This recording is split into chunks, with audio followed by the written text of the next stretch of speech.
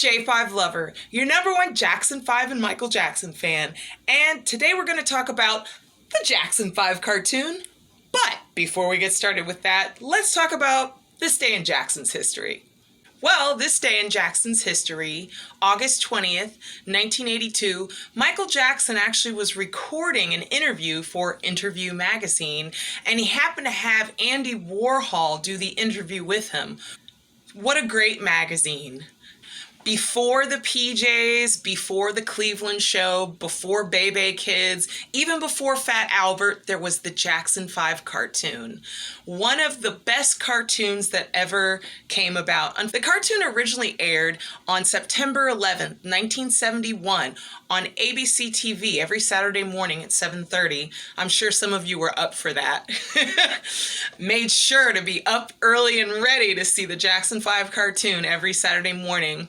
And it lasted until October 14th, 1972. Now, the Jackson 5 cartoon has 23 episodes, and each episode has 2 songs. I have quite a few episodes that I really love, and I will get to that in a moment, my top 5 favorite episodes. The Jackson 5 cartoon was produced by Rankin and Bass and also their record company, Motown Records.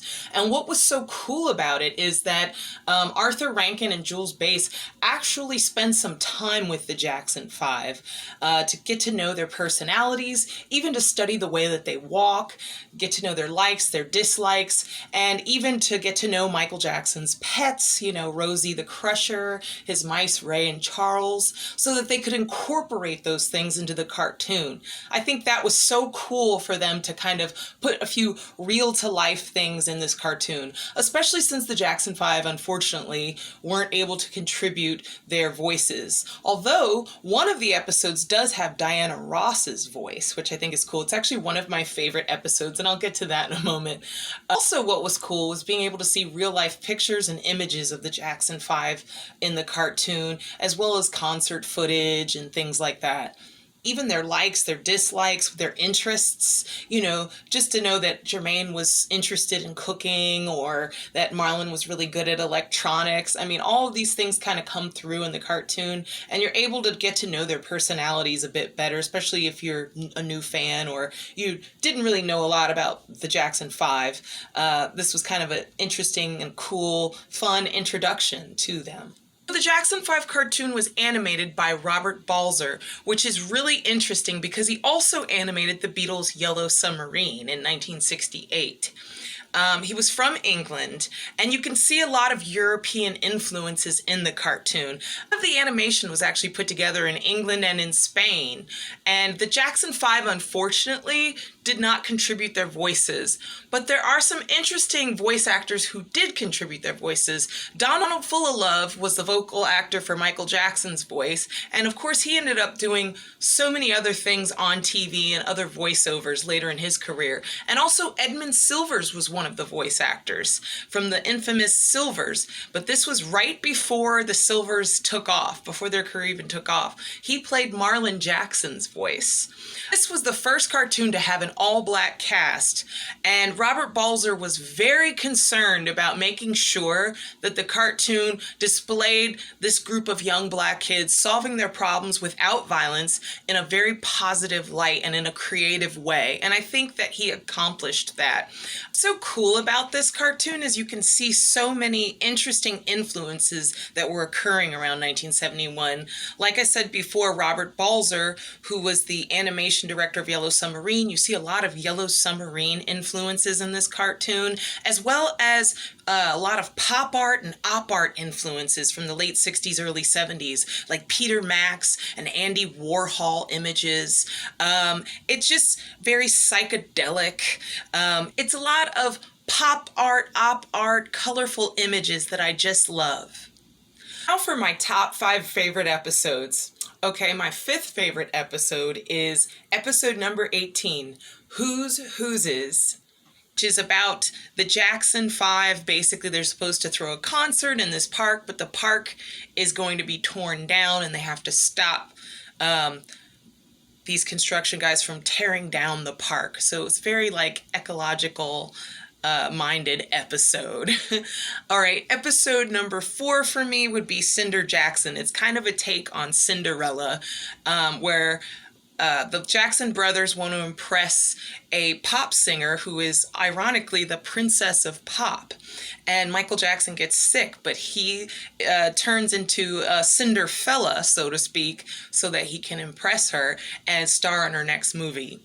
My third favorite episode is Roscoe Jackson, which is episode number 16 of the series, and it's basically a story about like the Jackson brothers fighting with each other, and they're wanting to split up, and they each tell their side of the story of why they want to split up and what happened. That's kind of an interesting episode. My second favorite episode is actually the pilot, which talks about them wanting to be discovered by Miss Diana Ross and her coming to Gary, Indiana.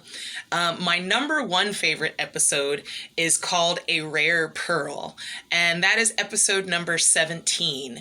And that episode is basically about the Jackson 5 saying they don't want anything to do with girls anymore until they see this beautiful flight attendant that they all fall for.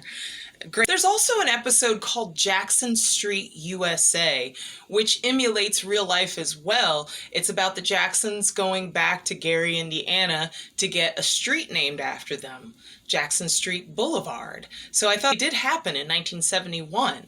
That was just, like I said, I absolutely love this cartoon, and I just love the way that they try to stay true to real life. Unfortunately, the downfall of the show was kind of many things, I think. I noticed watching the show from episode 1 to the end, especially in season 2, there's kind of a change up. The animation isn't quite as creative as it originally was. There are a few changes with the production team. I find that the episodes, the storylines aren't as creative either. They kind of take from old fairy tales but make the Jackson 5 the characters in the fairy tales. And I noticed too they stop using as much Jackson 5 music and they start to use more Michael Jackson Motown solo music, because Michael Jackson had started a solo career at that point, 1971 into 1972. So they started using more just Michael Jackson songs. So I think part of that, and like I said, as well as the fact that the Jacksons didn't use their voices, unfortunately. They had a tour schedule, they were busy, they were always doing stuff. And like I said, a lot of the animation was done in Europe, so they just didn't really have the time, unfortunately. Of course, the show can be had on DVD. The DVD came out in 2013. Unfortunately, it's out of print, but I know that you can find copies of it online, on eBay, and also you can even see the episodes here on YouTube. I will post a link in my description so that any of you guys who haven't seen it or want to remember what it was like can watch the show. Of course, many other cartoons influenced by this cartoon would come. Fat Albert, the Osmonds cartoon, of course. We've talked about this. Cartoon, the Brady Bunch Kids, all those cartoons would kind of have a similar vibe to this one. So it was definitely a trendsetter, and it's definitely a must-see, I feel like, for any Jackson 5 or Michael Jackson fan. So if you guys haven't seen it, you have to see this cartoon. It's a great cartoon. Definitely one for the history books, and definitely one to be remembered. Okay, so that marks the end of my video. If you guys like this video, please like and subscribe.